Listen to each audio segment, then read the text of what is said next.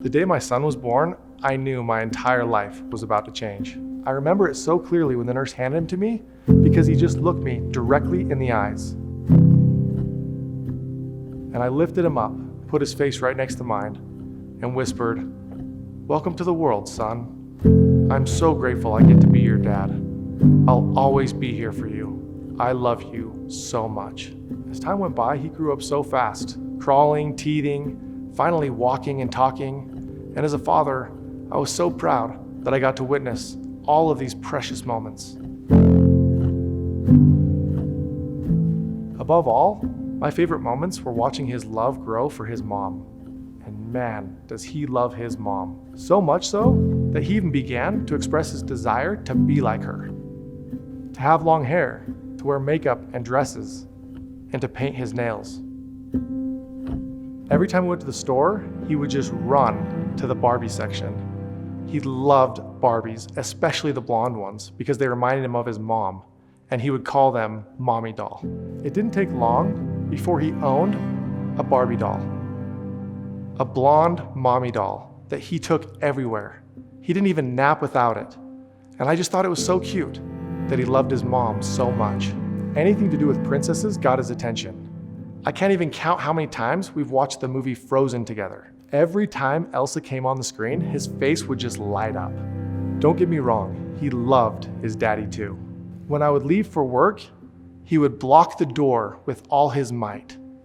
As a compromise, we hopped in my car and we drove around the neighborhood singing "Let It Go" to the top of our lungs.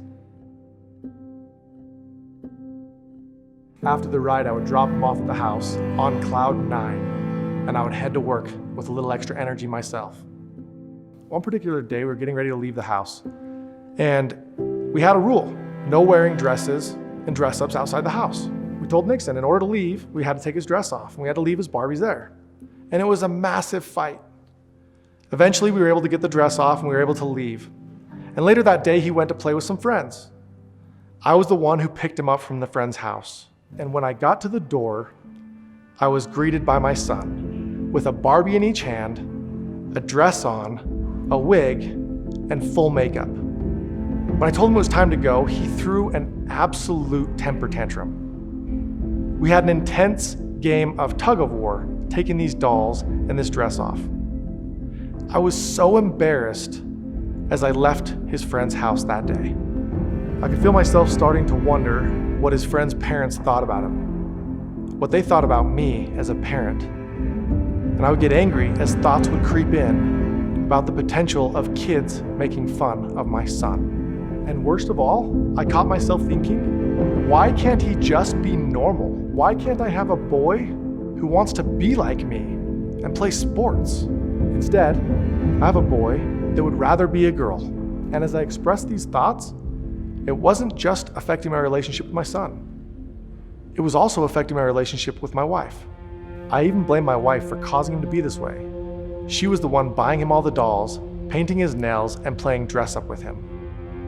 All of this led up to one specific night where I lost it. After I put him down for bed, I gathered up every one of his dolls, every dress up, every wig, and I threw it all away. In my mind, it had gotten out of hand, and it needed to stop. What I told myself was that it would be better for him if I did this, and he'd be fine within a couple days. A few weeks later, I was out of town, and I remember I was sitting down with a mentor of mine, and I was explaining to him how my son had become very aggressive towards me, and how uncharacteristically he would clench up and he'd say no and "Go away, Dad." I just remember him being so sharp towards me. I told my mentor how he'd been so obsessed with pretending to be a girl, how I gathered everything up one night and threw it all away. Just like the day my son was born, sitting there with my mentor, I knew this moment was about to change my life all over again. He looked me in the eyes and asked me a simple question: "What are you afraid of?" "I'm afraid that he might get made fun of." "What else?" he said. "That people will think I'm a bad parent." "What else?" "I'm afraid that he might think he's a girl. I'm afraid that he might want to be a girl." In the moment I was saying these things, I could feel the grip fear had on me. It had completely consumed me and all of the thoughts that I had about my son.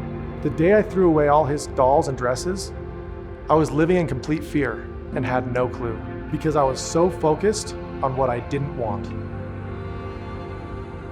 Listen, I really want you to hear that because this is what causes people so much pain in life, just like it did for me in that moment. If we're focused on what we don't want, even if we accomplish it, we still can't even see what it is we do want, which is what we should be focusing on anyway. What do you want? That's what's most important. So let me explain this a little bit. In my scenario, I was so focused on my son not being made fun of, instead of making sure my son knows that I am there for him no matter what, just like I promised I would be the day he was born. What I didn't want was for my son to be confused about whether he was a boy or a girl. Instead of, I want my son to know that his dad loves him no matter what. After all of this flooding through my mind, my mentor asked another question. What if all of those fears were to come true? I responded after a minute and said, that would be really, really hard.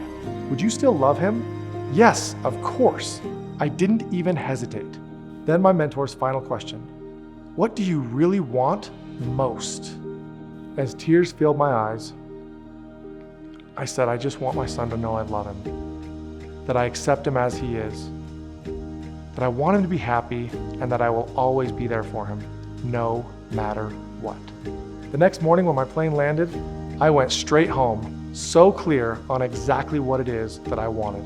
I got out of my car, I ran through the door, I grabbed my son and took him directly to the store, and we picked out the most beautiful Elsa dress we could find. He hugged and kissed me countless times that day, expressing his love for me, something I had missed for weeks. A few weeks later, I surprised him again. And for his birthday, Halloween, when Frozen 2 came out, and even on our trip to Disneyland. Son, welcome to this world. I love you so much.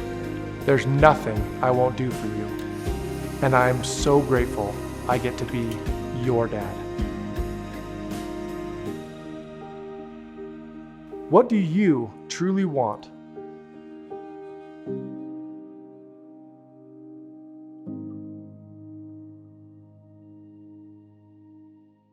Please share this with someone you love.